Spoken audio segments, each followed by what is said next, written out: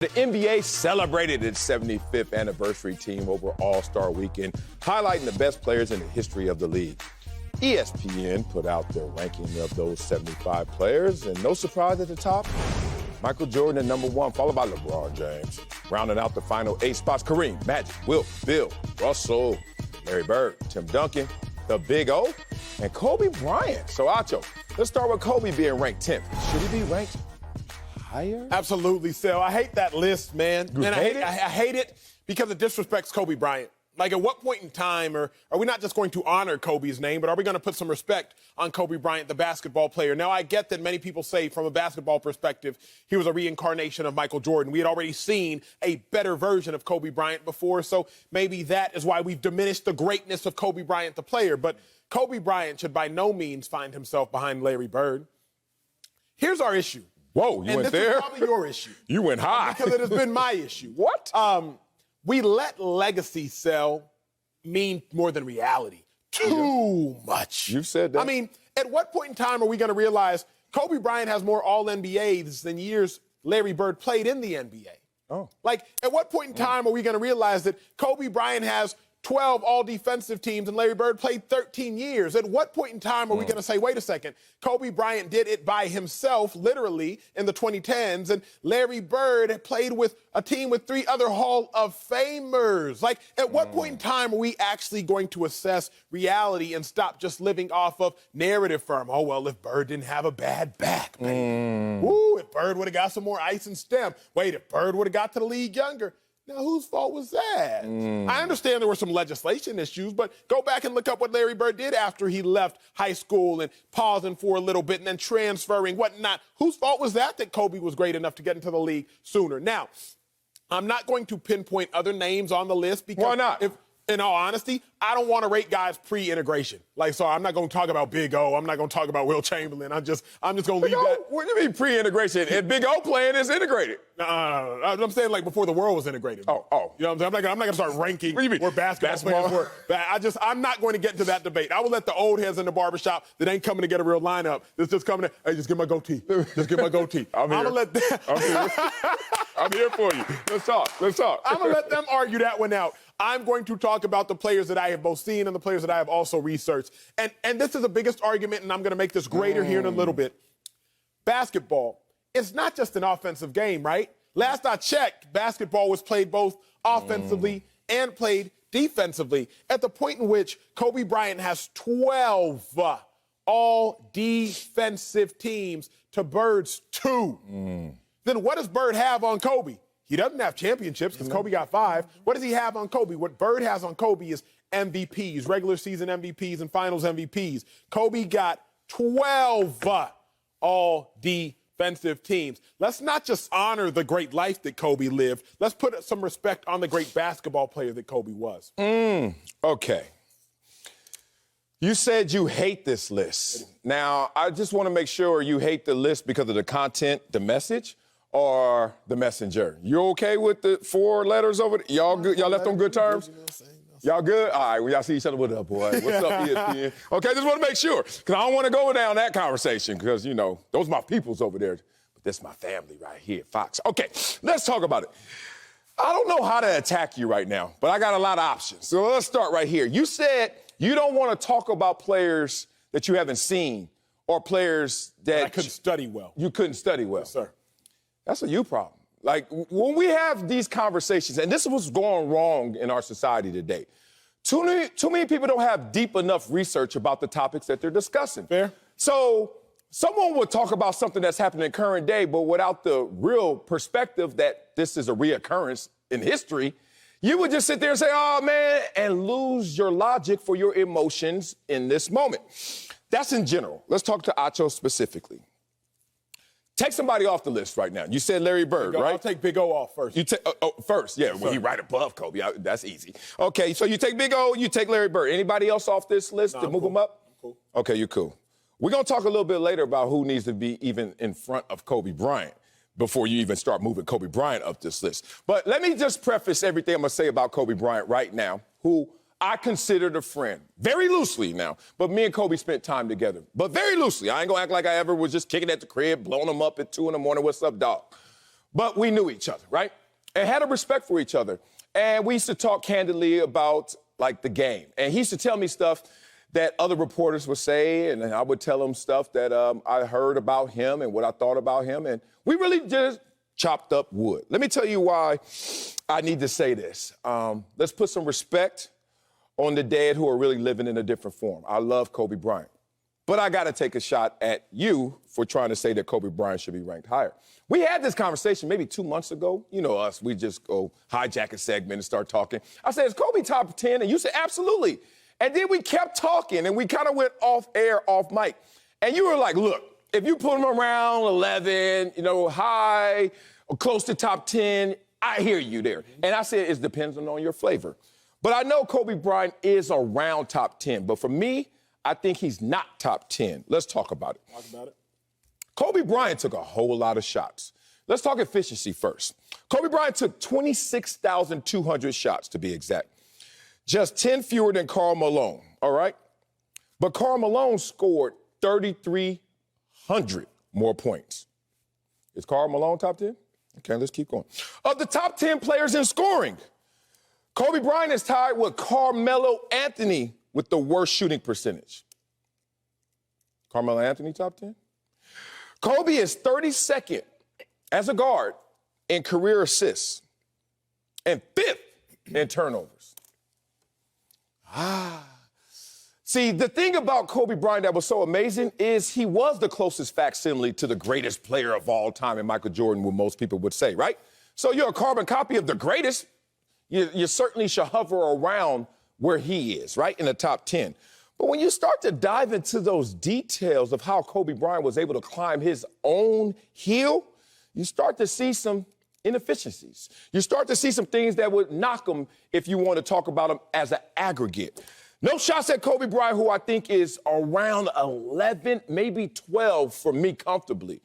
But to move him up in this list and then to take shots at Larry Bird, I ain't gonna say nothing about Big O because Big O started the triple-double. You gotta give the man respect. We gonna respect Steph Curry for being the greatest shooter. We gonna respect all these guys for doing something first. Respect Big O for doing something first. But Larry Bird, bro, we could have beef right now. Well, we should have to beat them, Big Dog. I thought you just told me that we ain't gonna go at it right now. But now let's go. Let's go. If you're only looking at offense, and I feel you, if you're only looking at offense, then sure, put Bird in that conversation of kind of reinventing what it was like to have a deep threat as a shooter. If you're only looking at offense, but I hate just how we do that in society. I said it yesterday in talking about Slick. Yeah. The problem collectively we all have is that we all have a bias towards action as opposed to inaction. Putting that in sports terms, we all have a bias towards offense as opposed to defense, right? We look at the greatest scorers of the generation, James Harden, Kevin Durant, in a much different light than we look at some of the greatest defenders of the generation, Rudy Gobert, et cetera. Yeah. Because we have a bias towards offense. Gary Payton, phenomenal point. Yeah. So if we want to completely ignore the other half of the floor, then yes, I will concede to Larry Bird. But if you want to pay attention to the other half of the floor, 12 all defensive teams Kobe Bryant had to Larry Bird's 2. There's not even comparison as who they were as a complete player. Kobe was a significantly more complete player. Was Bird a better shooter?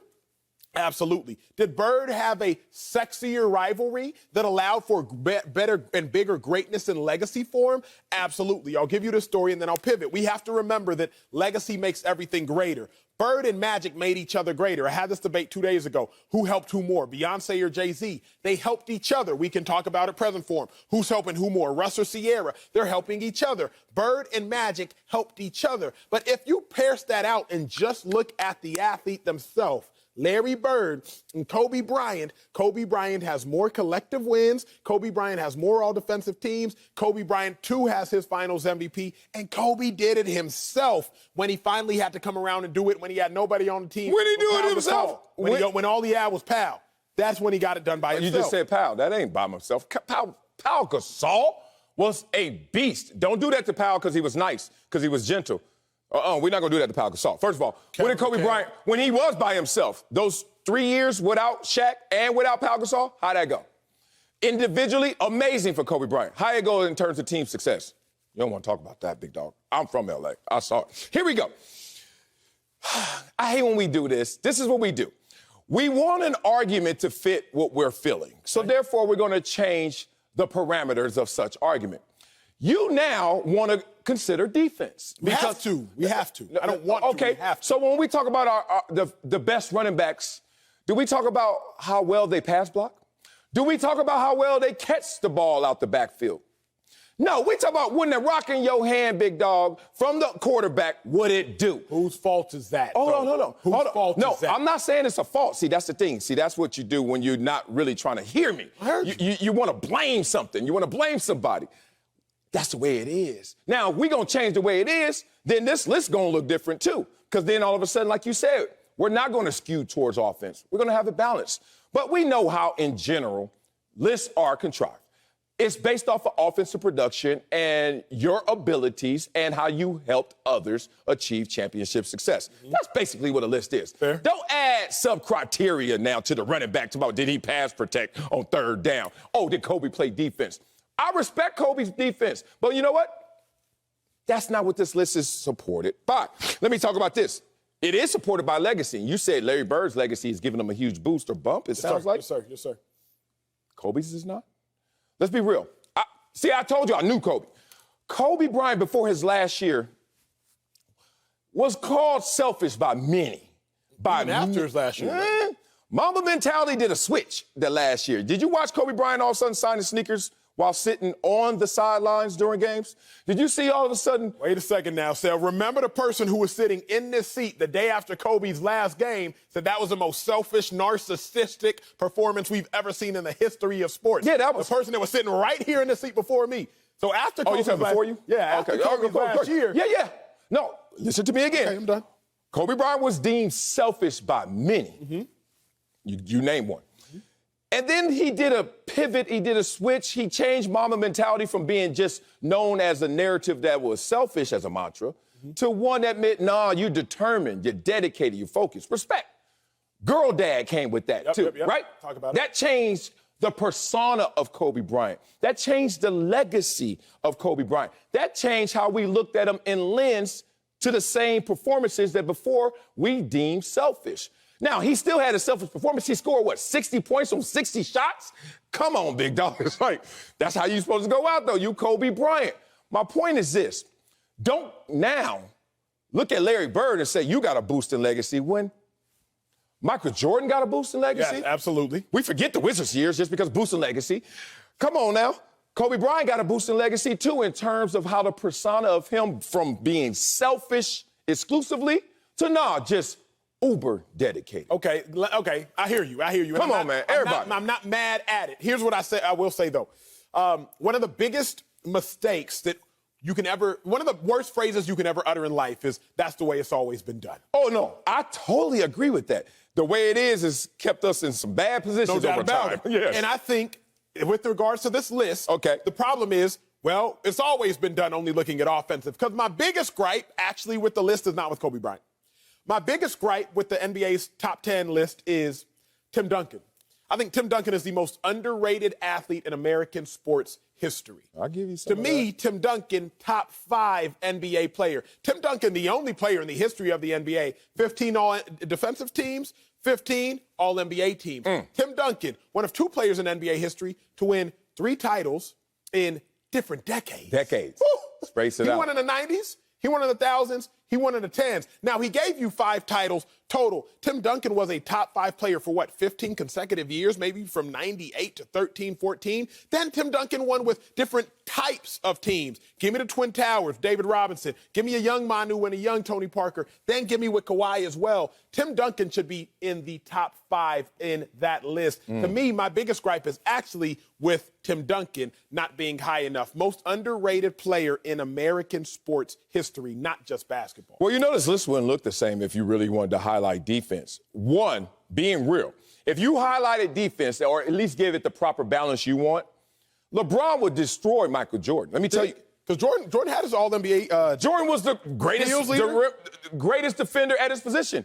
LeBron defended all positions. So it would turn into a conversation of not just defense and balance with offense, but who does the most? And then LeBron starts to look at everybody else as like, whatever you're going to say, it's going to be short in comparison to me doing that same thing, but doing this as well. whether it's assists, whether it's rebounds, whether it's playing offensively every position or defensively guarding every position. Do you want to have that list? Do you want to have that conversation? That's why I say this is the way it is. I think the greater conversation is a point you brought up, which we do not address enough. I would argue that, honestly, 5 of these 10 names are, their perception is viewed because of legacy. And not necessarily full reality. Jordan, as great as he is, huge bump, even like you said about legacy. If we want to talk about Wilt, huge bump because of legacy. No, Wilt put 100 on somebody. Nobody saw it. That's my point. We let it live. Nobody saw it, but we all remember this. We all remember the picture with the 100. So we're all just like, oh, dang, Wilt. Think about Larry Bird and Magic. Man, what if Magic would have kept playing? Now, Magic was a dude, 5 chips, 9 years, so Magic is... Hold on, hold on. This is going to get cut up in YouTube, and I'm going to look real bad agreeing with you. What the hell are you talking about? The point I'm talking about is, like, as you were talking, I was realizing those who will have LeBron behind Jordan will forever have LeBron behind Jordan because Jordan's legacy is so great, LeBron could never catch it. And so when I'm looking at this list, I'm like, there are a lot of legacy plays on here that the legacy is so great, some people will never be able to catch it. That's the point I'm trying to make. Is Jordan still the best player in history? I like LeBron. I understand why people say Jordan, but for those that say Jordan, LeBron will never catch Jordan because of legacy. Larry Bird is only ahead of Kobe, in my mind, because of legacy. Okay, there's 2 names. You don't say it ever again and try to slight them. Larry Bird is ahead of Kobe because of legacy. Larry Bird, okay, we got to now go into the era and dominance in era. When Larry Bird was playing, this is how the championships went every year. Lakers, Celtics, Lakers. I mean, that was it. Like, nobody else. I mean, Philly got in there one time. But point being, you couldn't get in there. You know why? They were dominant. I know it looks different looking back retroactively, but you can't do that to the moment because I actually lived through that. And here's another name. Please, and then retort. You're talking bad about somebody. Hold the picture. What'd you say? 100 points? You know what he averaged for his career? And I don't give a damn who it is against. 30 and 22, bruh. Dog, you get 30 and 22 in one game, you going to Shakey's and having you a large pizza. You go 30 and 22 every damn night? Sal, don't do that. I'm going to do 2 things. The first thing I'm going to do is this. At what point are you going to actually respect the duration? Because, yes, it was Celtics, Lakers, Celtics, Lakers, Celtics, Lakers, Celtics, Lakers. Oh, that ended in the 90s. Kobe Bryant was messing around with a 3-peat. Then Kobe Bryant was like, yeah, 10 years later, I'm still going to get 2 more. Like, yeah, I got my 3 here. That ain't duration. That's a break. But let me go ahead and get... By the time Bird was retiring... When Shaq left, hello? Championships? Anybody? Pal. Who you don't respect. I'm here. When Powell came, they came. 2 more. Yeah, that's what I'm saying, big dog. Like, Bird played 13 years. Kobe played 20. And if you want to say, but Acho, Kobe's last 3, Kobe gave you 17 good years. But Acho, Kobe's rookie year. Kobe gave you 16 good years. What are we talking about? Kobe gave you 35 points in a year one time. Like, what are we talking about? First of all, I'm in the spirit to fight. On FX tonight, Snowfall come out. You know I survived the real snowfall, so I'm with the smoke today. However, this is what we can't do also. As I started off my take, I got to finish my take, I guess, in the same way. We're not going to pull somebody else down unnecessarily to pull somebody up. Pull them down. Okay, you pulling Will. You know what, real talk, I have never seen any list, including the list that you get from the barbershop when you walk in from the homie, that never said that Wilt Chamberlain wasn't a top 5 basketball player. How many games do you see Wilt play? None. My point exactly. So I never saw Jim Brown play either. You want to do this? You've seen some games of Jim Brown. No, I ain't seen no games. I've seen 4 clips, and everybody in there was down to the ankles. I was like, is anybody talking? Here's my problem. What do you mean? I ain't gonna do that to him. Here's the issue with me ranking Wilt is this. Yeah, Wilt's top 5. Okay, Wilt's top 5. Okay, Wilt. It's a game of telephone, Sal. Like, we can say that we saw Bird. We can say that we saw Jordan. We can say that we saw Bron. We can say that we saw Kareem. So we can say that, but I will not blindly. Okay, so you see Jesse Owens run? Don't talk about the clips. You ever see Jesse? Were you at 36 Berlin games where you like, oh my God, Mom? You saw the clips, right? You saw the times as well. We're gonna disrespect Jesse Owens? Here's the difference. Oh, here we go. Jesse Owens is running on a track, not against competition. The competition is a track. Now, Jesse Owens' spikes change, but the clock never changes. Now, the type of track can change, but the clock doesn't change. Wilt Chamberlain's dominance is dependent upon opponents. Jesse Owens' dominance is not dependent upon opponents. So You know Jesse Owens' time, though? I can more easily assess Jesse Owens and a track athlete than I can assess Wilt Chamberlain, because Wilt Chamberlain's greatness is dependent upon the opponents he's playing against. That's the difference. Yeah, no, we ain't going to hide behind you saying something poetic, which was true. Do you know what the time was? Wouldn't he go 10-10? Yeah, I think, and then 100 yards, not 100 meters. Like, converted, they say Jesse Owens would have run a 9.86. Last I checked. Like, yeah, and you know what? I've seen that in range. Yeah. I've seen that in range, so I'm not going to even disparage that. But the point being,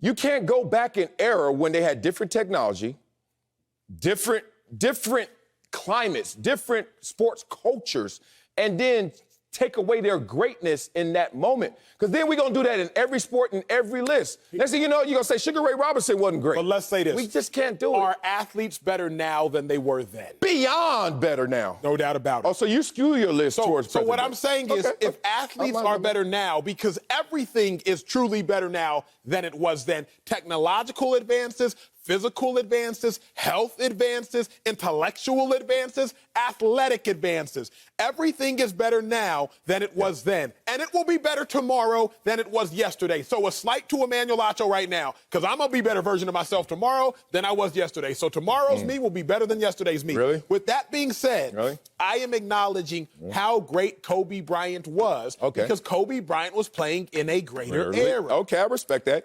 Was Shaq better than Kobe? We were supposed to get to this. I don't know if we're going to get to it later. Was Shaq better than Kobe or Kobe better than Shaq? Shaq was more dominant. Kobe was more skilled. I don't want you changing words. Who was better?